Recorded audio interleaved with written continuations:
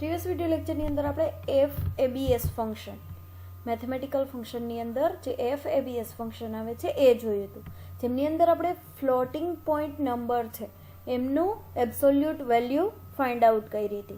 કેવી રીતે વર્ક કરે છે એ પણ આપણે રન કરીને જોયું હતું, આઉટપુટ શું આવે છે. હવે આજના વિડીયો લેક્ચરની અંદર આપણે જોવાનું છે સેલ ફંક્શન.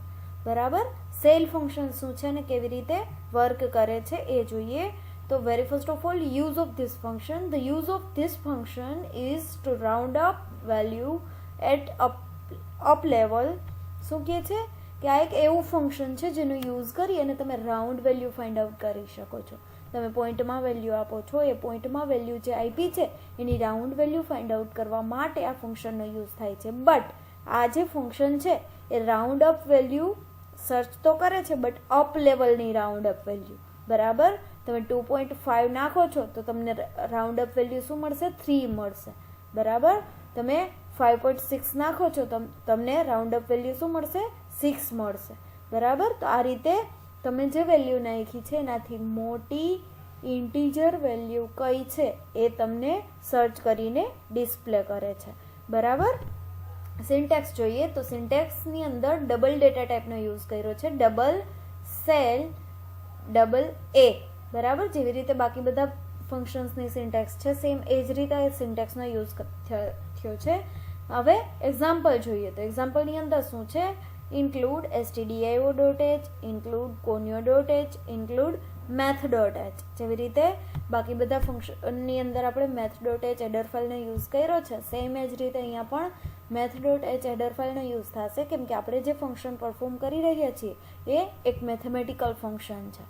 બરાબર, મેથેમેટિક્સને રિલેટેડ બધા ફંક્શન છે એટલે math.h હેડર ફાઇલની અંદર આ બધા ફંક્શન છે એ ઇન્ક્લુડ કરેલા છે. વોઇડ મેઇન ફંક્શનનો યુઝ કરેલો છે. ઇન્ટુ બ્રેકેટ ફ્લોટની અંદર બે વેરિયેબલ લીધા છે, જેમાંથી એક વેરિયેબલની વેલ્યુ આપી દીધી છે. આ જે વેલ્યુ છે એ તમે યુઝર પાસેથી પણ લઈ શકો છો. અહીંયા મેં ડાયરેક્ટલી n = 5.2 એવું લખી નાખ્યું છે. એના બદલે જો તમારે રિક્વાયરમેન્ટ હોય તો તમે યુઝર પાસેથી પણ આમની વેલ્યુ લઈ શકો છો. પછી આરની અંદર જેવી રીતે આપણે બાકી બધા ફંક્શનમાં આગળ એક્ઝામ્પલ જોતા હતા સેમ એ જ રીતે આરની અંદર ફંક્શનનો યુઝ કરેલો છે સેલ ઇન્ટુ બ્રેકેટ n. એનની અંદર તમે જે વેલ્યુ આપી છે એની જે રાઉન્ડ અપ વેલ્યુ છે એ તમને ડિસ્પ્લે કરશે અને અપ લેવલની જે રાઉન્ડ અપ વેલ્યુ છે એ ડિસ્પ્લે કરશે. બરાબર, આરની વેલ્યુ પ્રિન્ટ કરાવી છે એન્ડ ગેટ નો યુઝ કર્યો. ત્યાર પછી નેક્સ્ટ વન છે ફ્લોર. જેવી રીતે સેલ ફંક્શન હતું એ જ રીતે ફ્લોર ફંક્શન છે. એનું ફૂલ ફોર્મ તમે સીલિંગ એન્ડ ફ્લોર આવું કરી શકો. બરાબર, હવે ફ્લોરનો મિનિંગ શું થાય છે જોઈએ. જેવી રીતે આપણે સીલિંગ એટલે અપ એન્ડ ફ્લોર એટલે ડાઉન.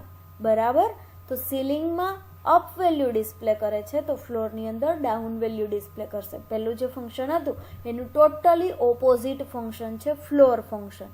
બરાબર, કેવી રીતે વર્ક કરે છે જોઈએ. The use of this function is to round up value at down level. જેવી રીતે આગળના ફંક્શનની અંદર સેલ ફંક્શનની અંદર આપણે જોયું હતું કે અપ લેવલની વેલ્યુ આપણે ડિસ્પ્લે કરે છે રાઉન્ડ અપ વેલ્યુ, તો સેમ એ રીતે અહીંયા રાઉન્ડ અપ વેલ્યુ તો ડિસ્પ્લે થાય જ છે, બટ ડાઉન લેવલની રાઉન્ડ અપ વેલ્યુ. તમે 5.2 નાખ્યું હશે તો તમને એઝ અ આઉટપુટ 4 મળશે. જો તમે સેલ ફંક્શનનો યુઝ કરો છો તો તમને 6 મળશે, બટ તમે ફ્લોર ફંક્શનનો યુઝ કરો છો તો તમને 4 મળશે. બરાબર, તો રાઉન્ડ અપ વેલ્યુ ડિસ્પ્લે કરવા માટે આ જે ફ્લોર એન્ડ સેલ બે ફંક્શન છે એનો યુઝ થાય છે. એકની અંદર તમને અપ લેવલની રાઉન્ડ અપ વેલ્યુ મળશે, એકની અંદર તમને ડાઉન લેવલની રાઉન્ડ અપ વેલ્યુ મળશે. બરાબર, એક્ઝામ્પલ જોઈએ. જેવી રીતે આગળનું એક્ઝામ્પલ હતું સેમ એ જ રીતે અહીંયા એક્ઝામ્પલ આપેલું છે. 3 હેડર ફાઇલ ઇન્ક્લુડ કરેલી છે, stdio.h, conio.h એન્ડ math.h. બરાબર, વોઇડ મેઇન ફંક્શનનો યુઝ કરેલો છે. ત્યાર પછી ફ્લોટ n = 5.2 જેવી રીતે આગળ લખ્યું હતું એ જ રીતે મેં અહીંયા બે વેરિયેબલ લીધા છે ફ્લોટ વેરિયેબલ. આરની અંદર ફ્લોર ઇન્ટુ બ્રેકેટ n. બરાબર, ફ્લોરની વેલ્યુ સ્ટોર કરાવેલી છે. ત્યાર પછી પ્રિન્ટ એફ આરની વેલ્યુ પ્રિન્ટ કરાવી છે. આરની વેલ્યુની અંદર તમને ફ્લોર વેલ્યુ શું મળે છે, તમે જે વેલ્યુ ઇન્સર્ટ કરાવી છે એની ફ્લોર વેલ્યુ તમને શું મળે છે એ ડિસ્પ્લે કરશે. બરાબર, હવે આ જે બે એક્ઝામ્પલ છે એમને આપણે ટર્બોસીની સ્ક્રીન પર રન કરીને જોઈએ, જેથી આપણે વધુ આઈડિયા આવે કે આ જે ફંક્શન છે, આ જે પ્રોગ્રામ છે કેવી રીતે પરફોર્મ થતા હશે. એમના માટે પહેલાં તો કોમેન્ટ આપી દઈએ, program for ceil and floor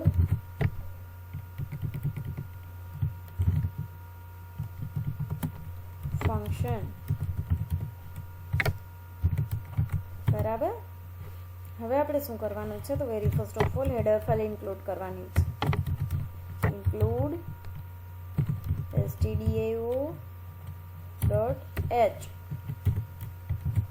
include conio.h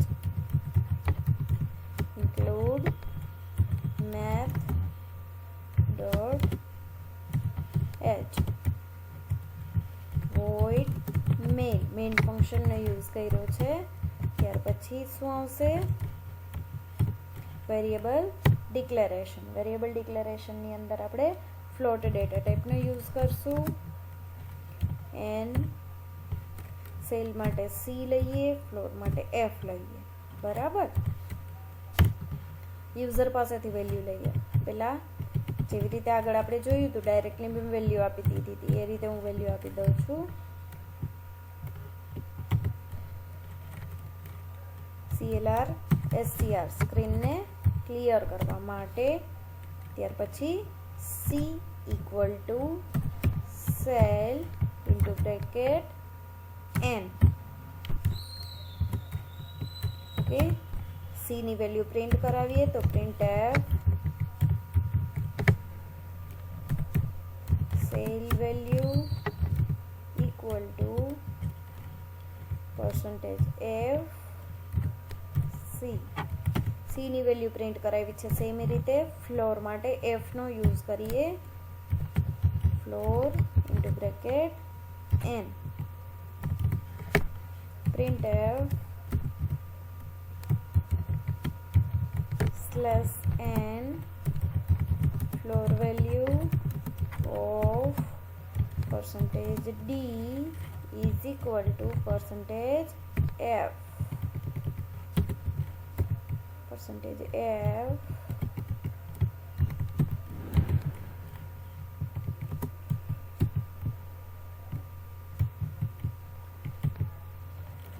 અહીંયા જે ફર્સ્ટ %f છે n માટે છે, સેકન્ડ છે c માટે છે. સેમ એ જ રીતે અહીંયા ફર્સ્ટ જે %f છે n માટે છે, સેકન્ડ જે છે f માટે છે.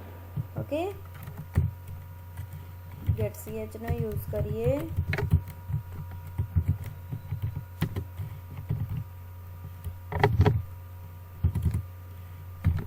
પ્રોગ્રામને રન કરીએ.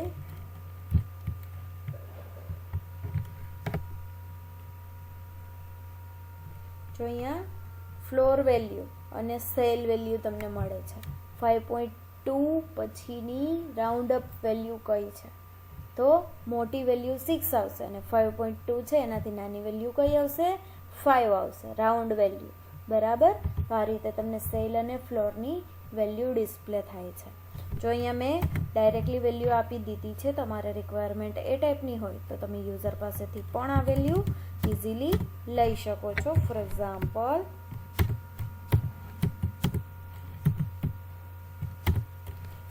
યુઝર પાસેથી વેલ્યુ લેવા માટે બે જ લાઈનનો યુઝ થશે, printf and scanf enter value of n.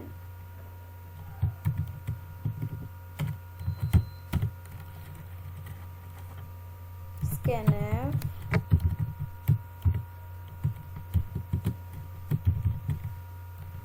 %f